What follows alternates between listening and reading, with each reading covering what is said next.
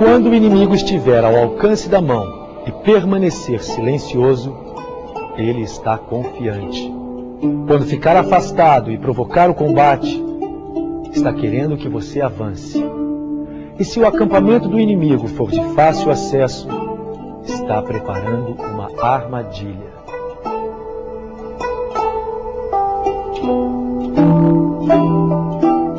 Nesse capítulo, Sun Tzu sintetiza e ensina como marchar com o seu exército e como observar a marcha do exército inimigo.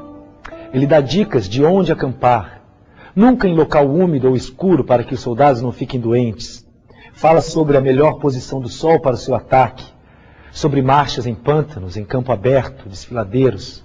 E também dá dicas para a observação do inimigo. Movimentos entre árvores de uma floresta indicam o inimigo avançando. O esvoaçar de pássaros indica uma emboscada naquele local. Poeira erguendo em coluna alta é sinal de carros avançando. Nuvens de poeira de um lado para o outro indica que o inimigo está montando o acampamento. Quando os soldados estão curvados sobre as suas lanças, é porque estão exaustos. E por aí vai. Tem muita gente que talvez pense que esse capítulo é muito específico para uma guerra de 2000 anos no passado. É verdade, você nunca vai ver o seu concorrente marchando por uma floresta ou levantando poeira de um lado para o outro, montando um acampamento. Nem vai ver os funcionários dos seus concorrentes se apoiando nas lanças, exaustos. Mas o que a gente pode ver nesse capítulo é que Sun Tzu se preocupava com o mesmo peso de importância, com o posicionamento estratégico do seu exército e com a capacidade de observar o seu inimigo, de se preparar de antemão para os movimentos desse inimigo. E essa observação era feita, como a gente já viu, olhando até o revoar dos pássaros. Aqui vale um case.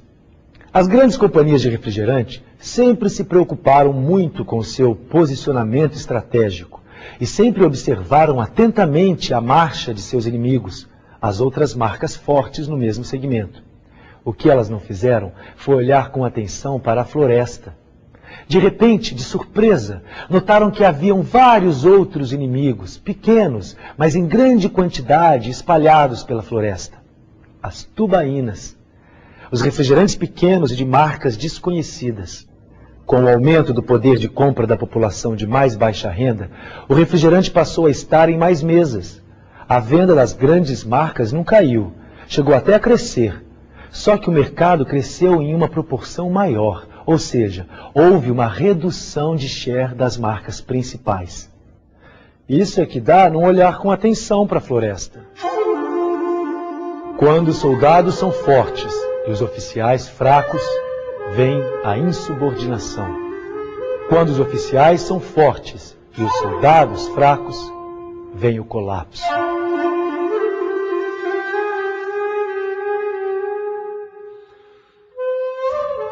Nesse capítulo, Sun Tzu fala dos 6 diferentes tipos de terreno e das estratégias que devem ser adotadas em cada um deles. Os terrenos são o acessível, o complicado, o retardador, os desfiladeiros, os cumes escarpados e as posições a grande distância. Desses, 2 valem a pena a gente dar uma olhada. Um é o complicado. Para Sun Tzu, o terreno complicado é uma posição que é fácil de ser abandonada, mas complicada de ser reocupada. Ou seja, se a sua empresa está atuando em um mercado complicado, um grande esforço deve ser feito para não abandonar aquela posição, porque reocupá-la depois será difícil. O outro é o retardador. Para ele, essa posição configura uma situação em que os 2 inimigos serão prejudicados dando o primeiro passo. Aquele exemplo que a gente já falou antes, dos 2 exércitos com o rio no meio, é exatamente isso. Nenhum dos 2 deve atravessar para atacar. Aí fica um olhando para o outro e nada acontece. Você quer um exemplo dessa situação?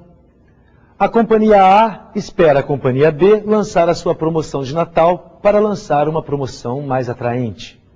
A companhia B também espera a companhia A lançar a sua promoção de Natal para lançar uma promoção mais atraente. Aí o Natal passa e nem a companhia A nem a B lançaram a sua promoção de Natal. Cuidado com as posições complicadas e com as posições retardadoras. Nesse capítulo, Sun Tzu afirma que o terreno é o principal aliado do soldado, mas que a capacidade de estimar o adversário, de comandar as forças, de calcular as dificuldades, os perigos e as distâncias é, na verdade, o grande teste do líder. Para ele, existem 6 maneiras de se atrair à derrota: negligenciar o cálculo da força do adversário, a falta de autoridade, a falta de treinamento, a ira injustificável, a indisciplina e a incapacidade de usar os homens certos para cada tarefa. Sem comentários. O estrategista habilidoso pode ser comparado à cobra Shuai Zhan. Quando atacada na cabeça, revida com o rabo. Quando atacada no rabo, revida com a cabeça. Quando atacada no meio, revida com a cabeça e o rabo.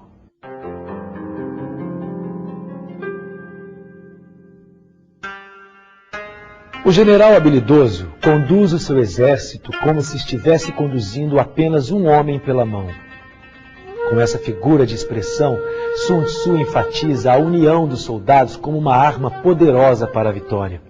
Segundo ele, o princípio é estabelecer um ponto de coragem que todos devem atingir. O general deve obter o máximo de cada homem, tanto da força como da fraqueza. Quantas empresas por aí criam objetivos que só um pequeno grupo da empresa conhece? Como conseguir a união de todos? Como conseguir que todos atinjam um ponto de coragem? Veja bem, Sun Tzu fala em todo o livro no segredo da tática, que um general deve mudar seus planos de vez em quando para confundir o seu adversário. O que ele fala aqui não é colocar os planos da empresa no papel, as estratégias de ataque, as formas de defesa e distribuir para todos os funcionários. Fazendo isso, com certeza seu concorrente também vai ficar sabendo e se preparar para contra-atacar. O que Sun Tzu fala aqui é que todos os soldados devem ser incitados à coragem, à vontade de crescer, de conquistar metas. Aqui fica claro que o aspecto abordado é o motivacional. Uma equipe muito motivada tem o ponto de coragem determinado atingido. Triste é o destino de quem tenta vencer e ter sucesso sem cultivar a iniciativa. É tempo perdido.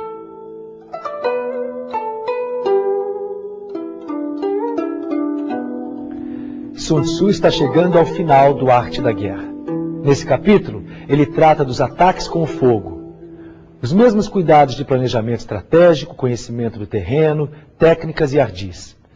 Ele encerra o capítulo assim: não marche, a não ser que tenha alguma vantagem. Não use seus homens, a não ser que haja ganhos. Não lute, a não ser que a situação exija. Não lute para se vangloriar. O sábio governante está atento. O general, cuidadoso. Assim se mantém um país em paz e a tropa intacta.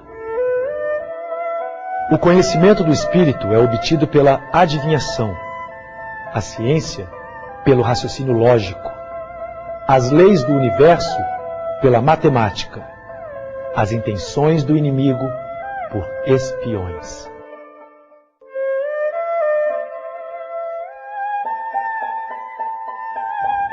O último capítulo, e sem dúvida o mais delicado, porque agora Sun Tzu fala da importância de se usar espiões. Para ele é um absurdo um líder estar disposto a gastar fortunas em uma guerra e economizar ninharias na aplicação do uso de espiões.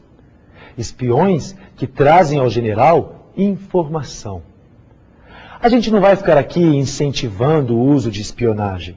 Também não vai pretender que a espionagem não exista ou que não seja aplicada por várias empresas. Mas a gente vai trocar a palavra espionagem por informação ou pesquisa. Vale do mesmo jeito. Para Sun Tzu, o que garante ao líder atacar e vencer é a previsibilidade, é conseguir prever. Ele considerava que nenhum líder experiente seria capaz de prever o que iria acontecer. Era preciso informação. Todo mundo concorda com isso, mas quantas empresas investem muito dinheiro no desenvolvimento de um produto ou na infraestrutura para se prestar um serviço sem efetuar nenhuma pesquisa, sem testar, sem ouvir o consumidor? A informação e a pesquisa, seja qualitativa, seja quantitativa, tem um custo, mas é pouco se comparado ao custo de colocar um produto, uma nova marca, um novo serviço na rua. E sem a informação, nem o líder experiente pode estar certo da vitória. Os espiões, ou melhor, a informação e a pesquisa, são os elementos mais importantes da guerra. Neles repousa a capacidade de movimentação de um exército, aliás, de uma empresa. 2000 anos, e as ideias de Sun Tzu ainda são válidas e atuais. É provável então que elas continuem fortes por mais 2000 anos. Por isso fica aqui a sugestão. Compre o livro A Arte da Guerra e leia com muita atenção. Preste atenção a cada estratégia, a cada lance sugerido por Sun Tzu. Você vai fazer muitas analogias com o mundo dos negócios e vai tirar bons proveitos dos conselhos de Sun Tzu. E pense sempre no lado bom da coisa.